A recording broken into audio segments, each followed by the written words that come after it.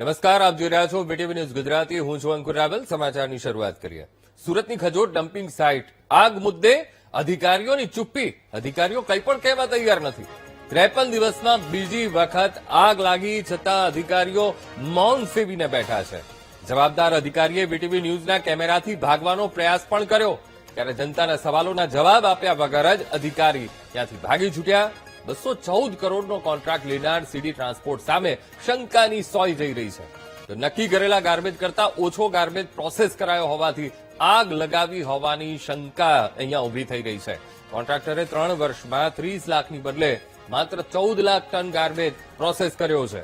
VTV ન્યૂઝની ટીમના સવાલથી અધિકારી અને સાથે સાથે કોન્ટ્રાક્ટર ભાગ્યા હતા. હાલ 15 થી વધુ ફાયર ફાઇટર્સની ગાડી અત્યારે કામે લાગી છે આગ ઓલવવા માટે.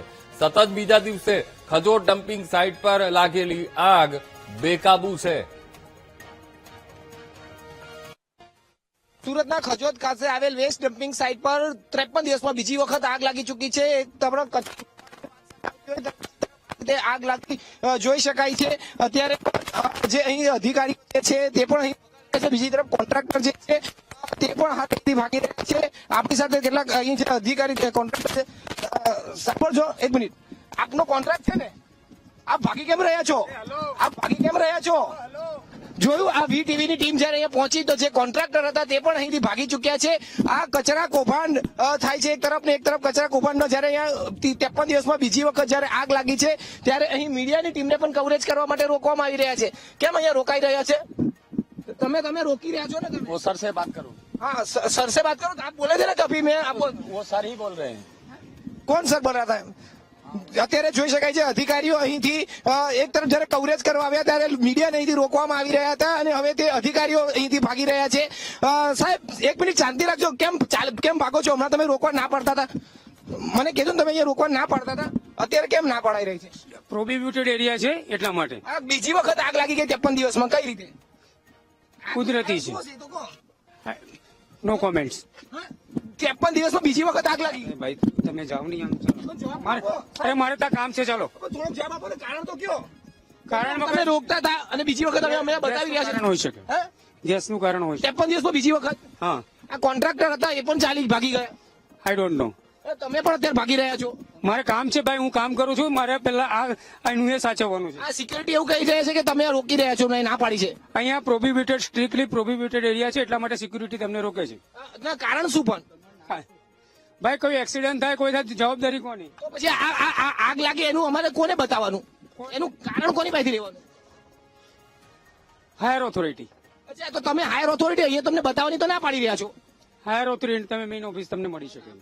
આપનું નામ? મારું નામ નહીં જોવે. હું ચીફ એસઆઈ છું.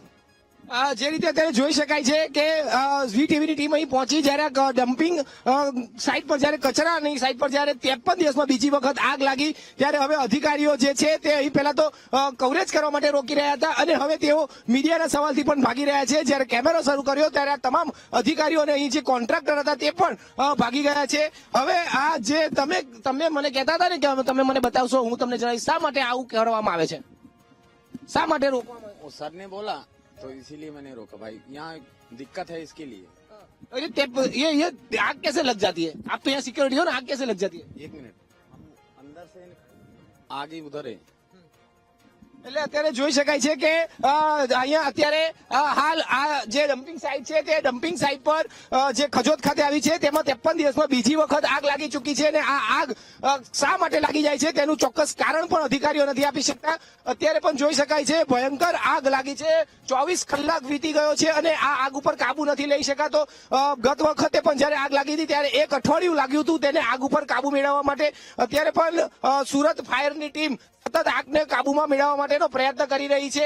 જે રીતે અત્યારે આ આખો ખજોદ ડમ્પિંગ સાઇટનો આ એરિયા છે ને અત્યારે જયારે મીડિયાએ કવરેજ કરવા આવે છે તો પ્રોહિબિટેડ એરિયા કહીને અત્યારે અહીં કવરેજને રોકવાનો પ્રયત્ન કરાઈ રહ્યા છે. 1000 કરોડોનું જે આ કૌભાંડ જે છે તે કચરા કૌભાંડ હાલ જે કહેવાઈ રહ્યું છે અને આ કચરા કૌભાંડને કારણે ક્યાંક આગ લાગી હોવાનું અનુમાન જે છે તે લગાવાઈ રહ્યું છે. વિપક્ષો પણ આને જે આક્ષેપ કરી રહ્યા છે ત્યારે બીજી તરફ અહીંયાના જે કોન્ટ્રાક્ટર છે જેને આખો ડમ્પિંગ સાઇટનો નિકાલનો કોન્ટ્રાક્ટ આપવામાં આવ્યો છે, કચરા નિકાલનો કોન્ટ્રાક્ટ જેને આપવામાં આવ્યો છે તે કોન્ટ્રાક્ટર પણ હાલ અહીં હાજર હતા. તે પણ વીટીવીના કેમેરાની સાથે વાત કરવાનો પ્રયાસ કર્યો તો તે ભાગી ચૂક્યા હતા. અત્યારે ફાયરની ટીમ સતત મહેનત કરી રહી છે. 24 કલાક થઈ ગયા, હજુ આગ કાબુમાં આવી નથી. 15 થી વધુ ફાયરની ટીમ સતત અહીં પાણીનો મારો ચલાવીને કામગીરી કરી રહી છે. બીજી તરફ આખો આ જે વિસ્તાર આવ્યો છે તે ખજોદ ગામથી લઈને અત્યારે ડાયમંડ બુશ આ તમામની વચ્ચે આજે ડમ્પિંગ સાઇટ બનાવવામાં આવી છે. અને આ જે રીતે કચરામાં આગ લાગી છે, આ આગને કારણે જે ધુમાડો થઈ રહ્યો છે તેને લઈને પણ લોકોને ભારે તકલીફ પડી રહી છે, પરંતુ અધિકારીઓને કાંઈ જ પડી નથી. જ્યારે અહીં પૂછવામાં આવે છે તો તેઓ ઉડાવ જવાબ આપી રહ્યા છે અને આ આખું કવરેજ કરવા માટે પણ રોકવાનો પ્રયત્ન કરાઈ રહ્યો છે. કેમેરામેન દેવેશ સોલંકી સાથે ધ્રુવ સોમપુરા, વીટીવી ન્યૂઝ, સુરત. તો સુરતના ખજોદ ડમ્પિંગ સાઇટમાં આગની ઘટના મુદ્દે શહેર કોંગ્રેસે પ્રહારો કર્યા. શહેર કોંગ્રેસ પ્રમુખ વિપુલ ઉધનાવાલાએ આગને સત્તાધીશોનું ષડયંત્ર ગણાવ્યું. ડમ્પિંગ સાઇટમાં આગ લગાવી કરોડો રૂપિયા ચાઉ કરવાનો ખેલ ચાલી રહ્યો છે તેવું કોંગ્રેસે આક્ષેપ કર્યો. સાથે પણ કહ્યું ડમ્પિંગ સાઇટના કોન્ટ્રાક્ટરને ફાયદો કરાવવા માટે આખું આ કાવતરું રચાયું છે.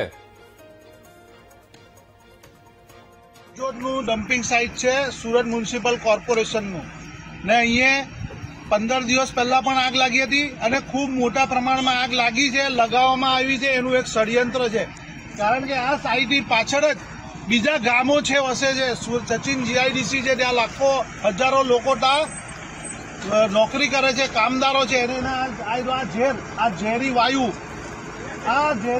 ત્યાં લોકોની અંદર જઈ રહ્યો છે. ને આ આખી સાઈડ ઉપર આગ લાગે તો એક ખૂણામાં લાગે પણ આખામાં લાગેલી છે. એટલે આગ લગાવી અને હજારો કરોડો રૂપિયા ચાઉ કરી જવાના આ ષડયંત્ર છે આ કોર્પોરેશનનું. આ આખી આ જે સાઈડ છે એની બજારની એક બીજું ખૂબ મોટું ષડયંત્ર છે.